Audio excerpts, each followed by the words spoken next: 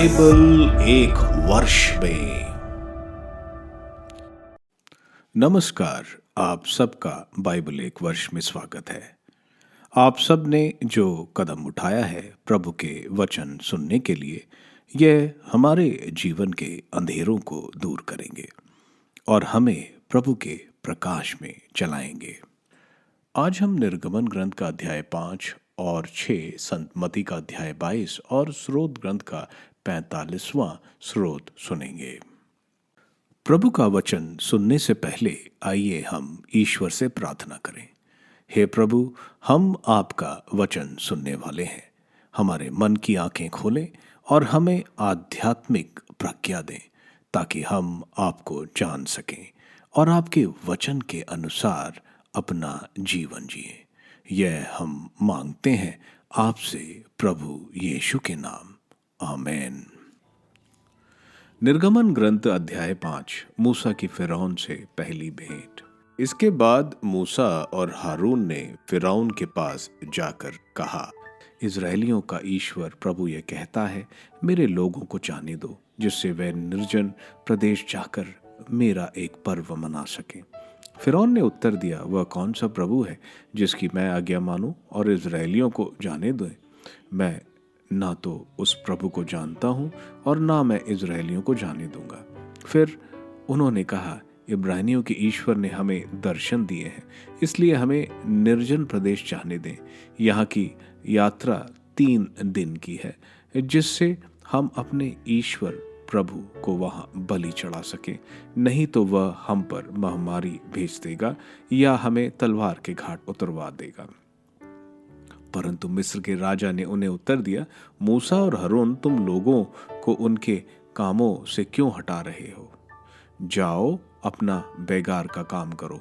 इसके बाद फिरौन ने कहा, देखो अब देश में लोगों की संख्या बढ़ गई है और तुम उन्हें उनके बेगैर का काम से छुड़ाना चाहते हो।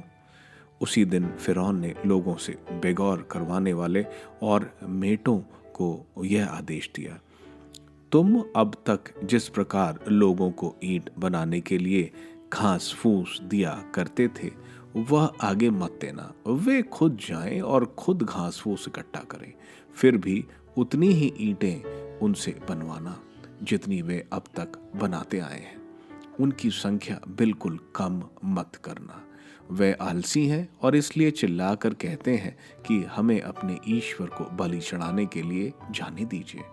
उन लोगों का बेगार और भी कठिन बना देना, जिससे वे उसमें से इतने उलझे रहें कि झूठी बातों पर न दे सकें।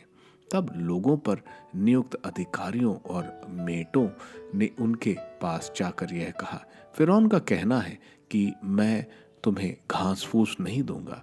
तुम खुद जाकर जहां कहीं मिले घास फूस लाओ, किंतु तुम लोगों को पहले जितना सामान तैयार करना है।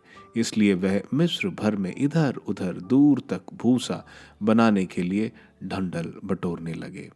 अधिकारी यह कहते हुए उन्हें बात भी करते थे, ठीक उसी प्रकार प्रतिदिन अपना निर्धारित काम पूरा करो जिस प्रकार तब करते थे जब तुमको भूसा दिया जाता था। फिरौन द्वारा नियुक्त बेगार करवाने वाले इजरायली मेटों को पीटते थे और उनसे पूछते थे, तुमने पहले की तरह क्यों कल या आज ईंटों की नियुक्ति की हुई संख्या का काम पूरा नहीं करवाया? तब इजरायली मेट फिरौन के पास जाकर यह शिकायत करने लगे कि आप अपने दासों के साथ ऐसा व्यवहार क्यों करते हैं? आपके दासों को घास फूस तक नहीं दिया जाता, तब भी वे हमसे ईंट बनाने को कहते हैं।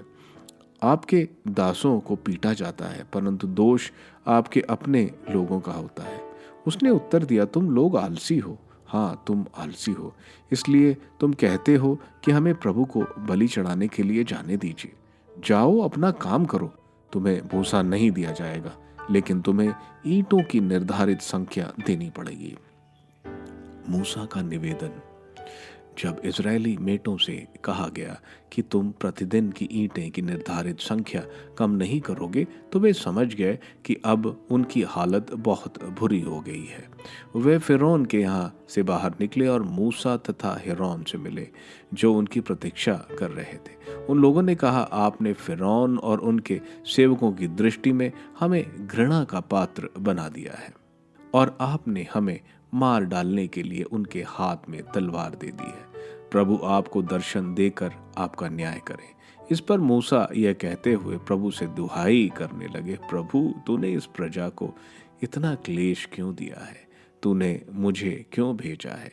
जिस समय से मैं तेरी आज्ञा से फिरौन के पास बात करने गया, तब से उसने इस प्रजा को और अधिक कष्ट दिया है, लेकिन तूने अपनी प्रजा का उद्धार करने के लिए कुछ भी नहीं किया।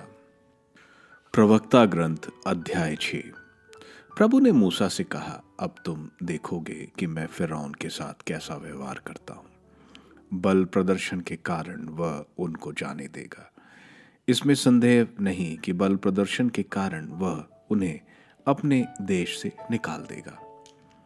मूसा और हारून को ईश्वर का आदेश। ईश्वर ने मूसा से कहा, मैं प्रभु हूँ, मैं वह सर्वशक्तिमान ईश्वर हूँ जिसने इब्राहिम, इसहाक और याकूब को दर्शन दिए थे, किंतु मैंने उन पर अपना प्रभु नाम नहीं प्रकट किया। मैंने उनके लिए अपना विधान ठहराया, जिसके अनुसार मैं उन्हें वह कानान देश दूंगा जिसमें वे प्रवासी के रूप में निवास करते थे। मैंने इजरायलियों की कराह सुन ली है, जिन्हें मिस्रियों ने दास बना रखा है, और मैंने अपना विधान याद किया है। इसलिए तुम इजरायलियों से यह कहो कि मैं प्रभु हूँ।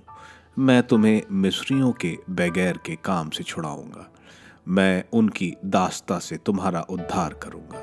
मैं तुम्हें न्याय दिलाकर बल प्रदर्शन द्वारा मुक्त करूंगा। मैं तुम्हें अपनी प्रजा मानूंगा और तुम्हारा ईश्वर होऊंगा। तुम जान जाओगे कि मैं ही प्रभु तुम्हारा वह ईश्वर हूं, जिसने मिस्रियों की दास्ता से तुम्हारा उद्धार किया है। मैं तुम्हें उस देश ले जाऊंगा जिसके लिए मैंने इब्राहिम, इसहाक और याकूब को शपथ पूर्वक यह वचन दिया था। मैं उसे तुम्हारे अधिकार में दे दूंगा। मैं प्रभु हूं। मूसा ने इजरायली लोगों को यह बतलाया, परंतु घोर दास्ता के कारण निराश होकर उन्होंने मूसा की बातों पर ध्यान नहीं दिया। प्रभु ने मूसा से कहा, तुम मिस्र के राजा फिरौन के पास जाकर कहो, इजरायलियों को अपने देश से बाहर जाने दो। तब मूसा ने प्रभु को उत्तर दिया, जब इजरायली ही मेरी बात नहीं सुनते, तो फिरौन मेरी बात पर कैसे ध्यान देगा, मेरे जैसा आदमी पर जो ठीक से बोल भी नहीं सकता। तब प्रभु मूसा और हारून से इजरायलियों और मिस्र के राजा के विषय में बोला और उन्हें आदेश दिया कि वह इजरायलियों को मिस्र देश से निकाल ले जाए। मूसा और हारून की वंशावली। उनके अपने अपने वंशों के प्रमुख ये थे। इजराइल के पहलौठा रूबन के पुत्र हनोक, पल्लू, हेस्रोन और कर्मी, यही रूबन के कुल थे। शिमोन के पुत्र यामुएल, यामीन, ओहाद, याकीन, सोहार और कनानी पत्नी का पुत्र शौल, यही सिमेयोन के कुल थे। अपने कुलों के अनुसार लेवी के पुत्रों के नाम ये थे, गेरशोन, कहात और मरारी। लेवी 147 वर्ष तक जीवित रहा। अपने कुलों के अनुसार गेरशोन के ये पुत्र थे, लिबनी और शिमाई। कहात के ये पुत्र थे, अमराम, येसहार, हेब्रोन और उजिएल। कहात 147 वर्ष तक जीवित रहा। मरारी के ये पुत्र थे, महली और मूशी। यही अपनी पीढ़ियों के अनुसार लेवी के कुल थे। अमराम ने अपनी फूफी योकोबेद के साथ विवाह किया। उससे हारून और मूसा का जन्म हुआ। अमराम 133 वर्ष तक जीवित रहा। यस के ये पुत्र थे, कोरा, नेफेग और जिक्री। उजिएल के ये पुत्र थे, मिशिएल, एल्फान और स्त्री। हारून ने अमीनादाब की पुत्री और नहशोन की बहन एशलोबा के साथ विवाह किया। उससे नाबाद, अबीहू, एलआजर और इतिमार का जन्म हुआ। कोरा के ये पुत्र थे असीर, एलकाना और अबियासाफ, यही कोरियों के कुल थे। हारून के पुत्र एलआजर ने पुटियल की पुत्री के साथ विवाह किया। उससे उसकी पुत्री हिनियास हुई। यही अपने अपने कुल के अनुसार लेवियों के घरानों के मुखिया थे। ये वही हारून और मूसा हैं जिन्हें प्रभु ने आज्ञा दी कि तुम मेरी प्रजा समस्त इज़राइली लोगों को मिस्र से निकाल ले जाओ। ये वही हारून और मूसा है जिन्होंने इज़राइलियों को मिस्र से ले जाने के लिए मिस्र के राजा फिरौन से बातें की। प्रभु की आज्ञा। जब प्रभु ने मिस्र देश में मूसा से बातें की, तब प्रभु ने मूसा से ये कहा, मैं प्रभु हूँ, मैं तुमसे जो कुछ कहता हूँ तुम उसे मिस्र के राजा फिरौन से कहो। इस पर मूसा ने प्रभु को उत्तर दिया, मैं तो अच्छी तरह बोलना भी नहीं जानता, फिर फिरौन मेरी कैसे मानेगा। संतमती का अध्याय 22। ईसा उन्हें फिर दृष्टांत सुनाने लगे। उन्होंने कहा, स्वर्ग का राज्य उस राजा के सदृश है जिसने अपने पुत्र के विवाह में भोज दिया।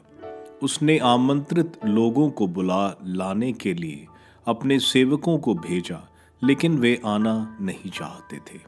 राजा ने फिर दूसरे सेवकों को यह कहते हुए भेजा, अतिथियों से कह दो, देखिए मैंने अपने भोज की तैयारी कर ली है।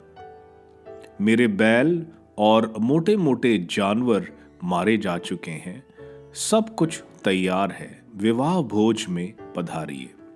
अतिथियों ने इसकी परवाह नहीं की।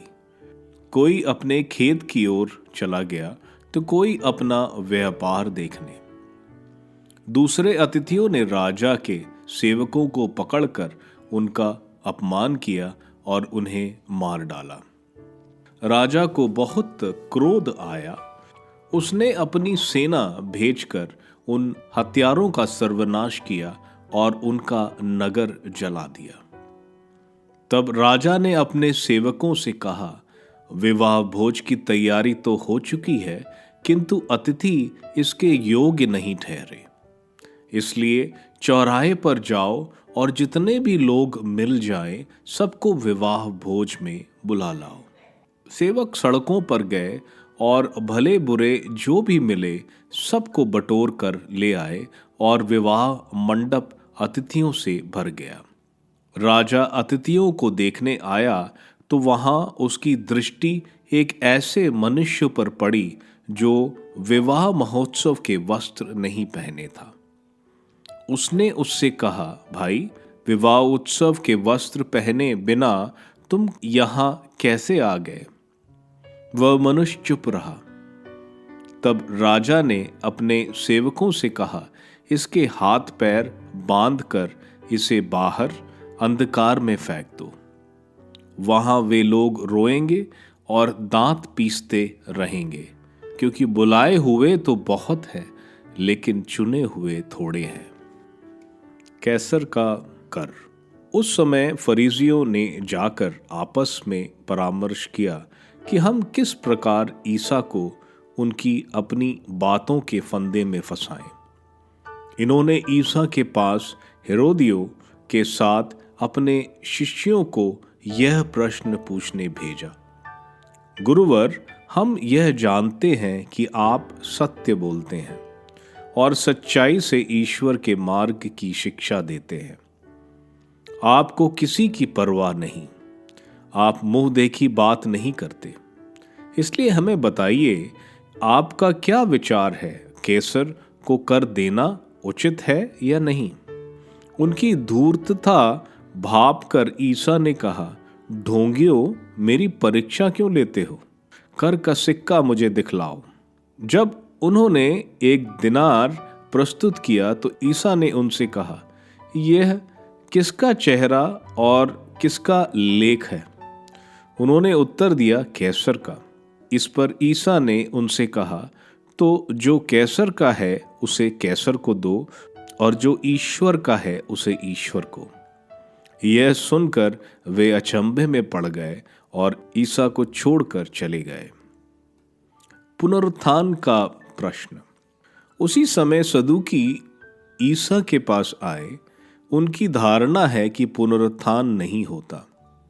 उन्होंने ईसा के सामने यह प्रश्न रखा, गुरुवर, मूसा ने कहा यदि कोई निरसंतान मर जाए तो उसका भाई उसकी विधवा का ब्याह कर अपने भाई के लिए संतान उत्पन्न करे। अब हमारे यहाँ 7 भाई थे। पहले ने विवाह किया और निरसंतान मरकर अपनी पत्नी को अपने भाई के लिए छोड़ दिया। दूसरे और तीसरे आदि 7 भाइयों के साथ वही हुआ। सबके बाद वह स्त्री मर गई। अब पुनरुत्थान में वह 7 में से किसकी पत्नी होगी? वह तो सबकी पत्नी रह चुकी है। ईसा ने उन्हें उत्तर दिया, तुम लोग ना तो धर्म ग्रंथ जानते हो और ना ईश्वर का सामर्थ्य, इसलिए भ्रम में पड़े हुए हो। पुनरुत्थान में ना तो पुरुष विवाह करते और ना स्त्रियां विवाह में दी जाती हैं, बल्कि वह स्वर्गदूतों के सदृश होते हैं। जहां तक मृतकों के पुनरुत्थान का प्रश्न है, क्या तुम लोगों ने कभी यह नहीं पढ़ा कि ईश्वर ने तुमसे कहा, मैं इब्राहिम का ईश्वर, इसहाक का ईश्वर और याकूब का ईश्वर हूं। वह मृतकों का नहीं, जीवितों का ईश्वर है। यह सुनकर लोग उनकी शिक्षा पर बड़े अचंभे में पड़ गए। सबसे बड़ी आज्ञा। जब फरीसियों ने यह सुना कि ईसा ने सदूकियों का मुंह बंद कर दिया था, तो वे इकट्ठे हो गए और उनमें से एक शास्त्री ने ईसा की परीक्षा लेने के लिए उनसे पूछा, गुरुवर, संहिता में सबसे बड़ी आज्ञा कौन सी है?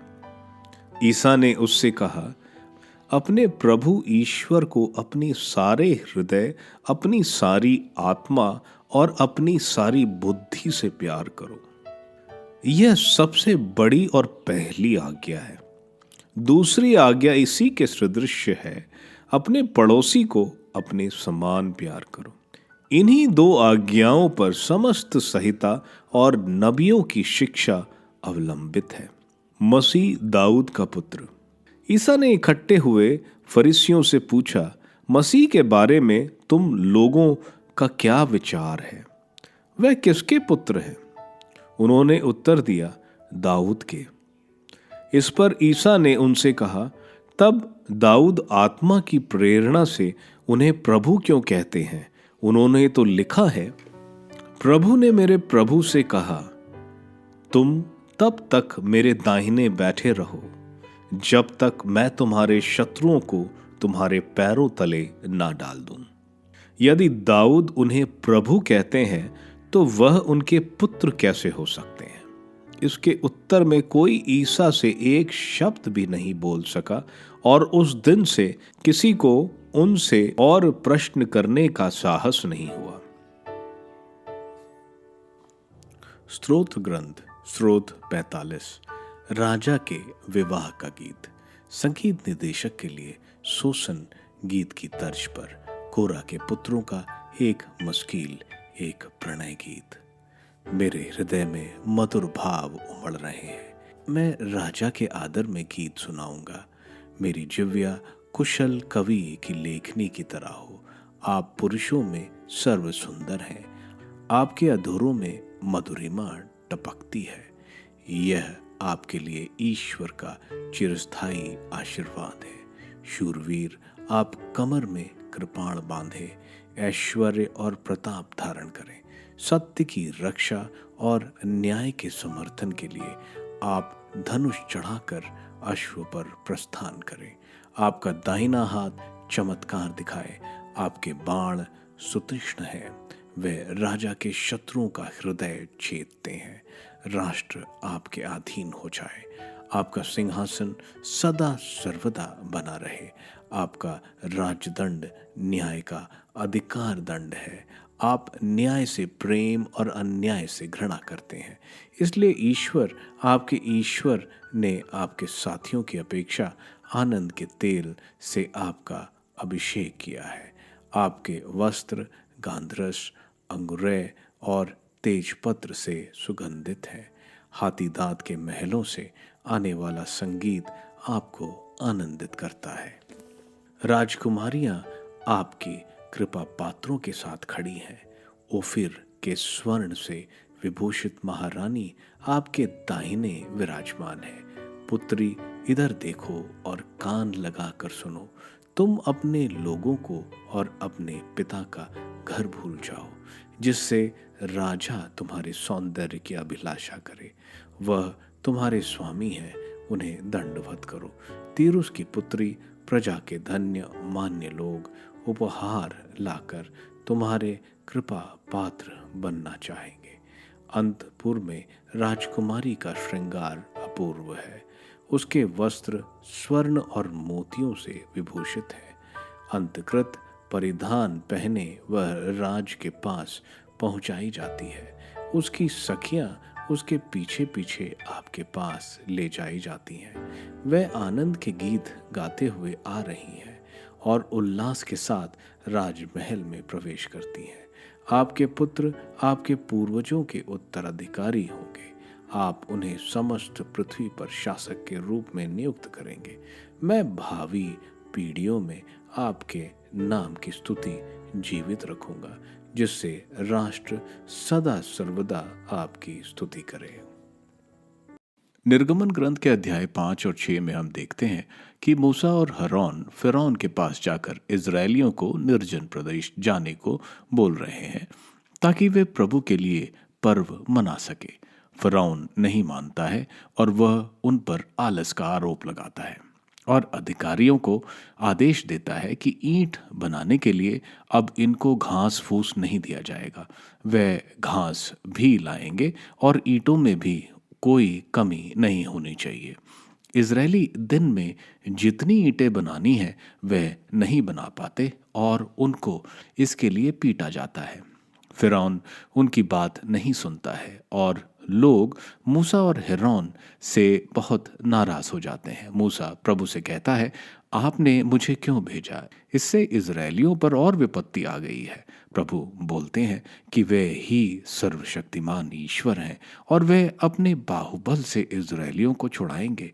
प्रभु उनको बोलते हैं कि मैं तुम्हें दासता से छुड़ाऊंगा, मैं तुम्हें न्याय दिलाऊंगा, तुम मेरी प्रजा होगे और मैं तुम्हारा ईश्वर, और तुमको मैं कानान देश ले जाऊंगा, जिसका मैंने तुम्हारे पूर्वजों को वचन दिया था।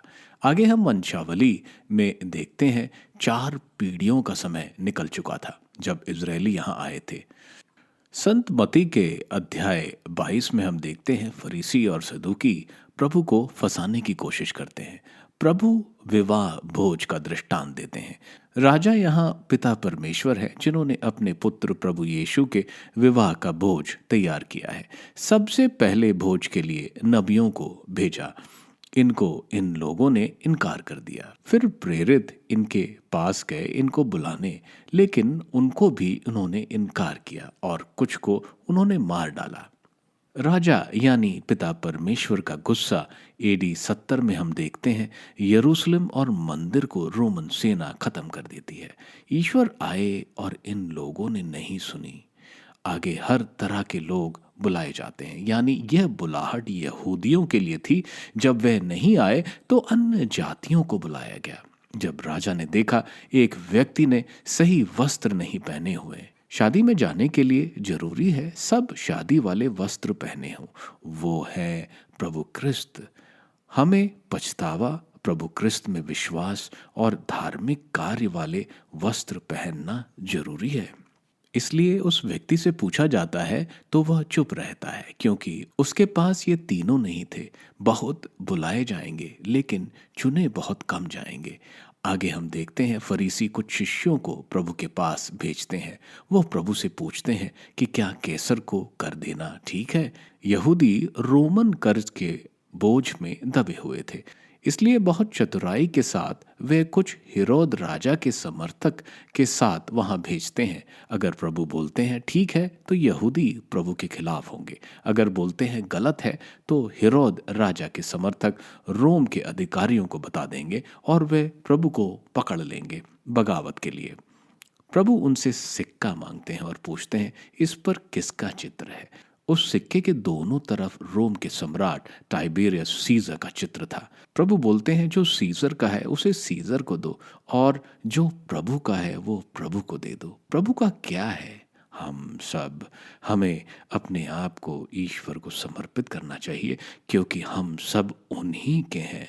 इसके बाद हम सदूकी को देखते हैं। सदूकी सिर्फ मूसा के 5 ग्रंथों पर विश्वास करते हैं और पुनरुत्थान पर विश्वास नहीं करते। यहूदियों में एक भाई के मृत्यु होने पर दूसरे भाई को उसकी पत्नी के साथ विवाह करना जरूरी है। यह विधि विवरण ग्रंथ अध्याय 25 वचन 5 और 6 में लिखा है, इसलिए कि यह अपने मरे हुए भाई के लिए वारिस दे सके।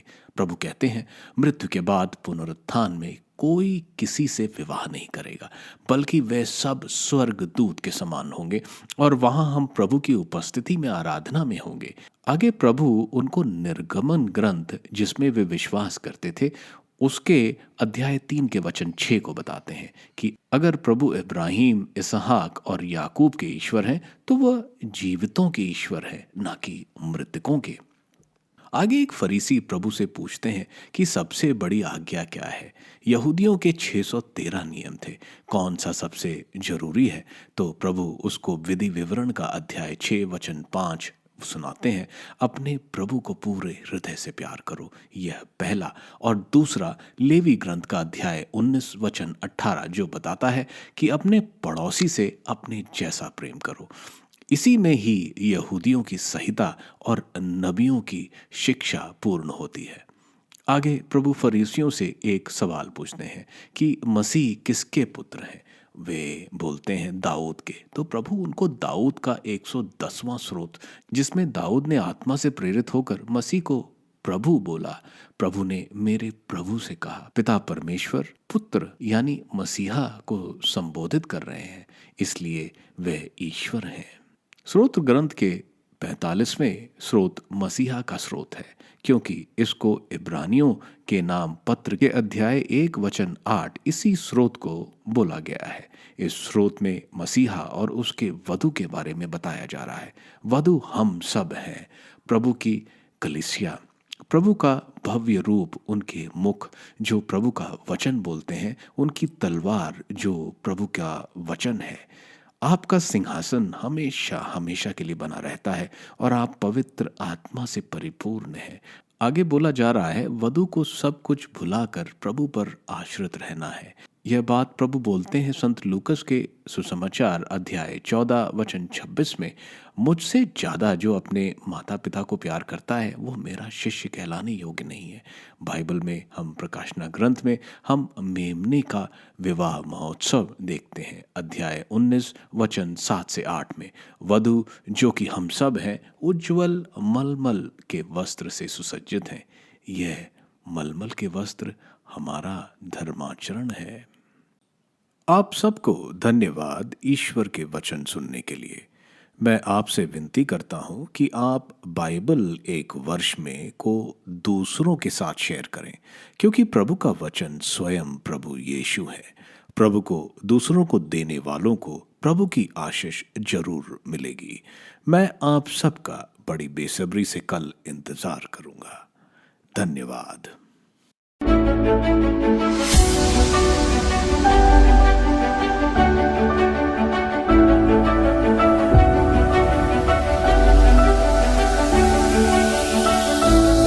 बाइबल एक वर्ष में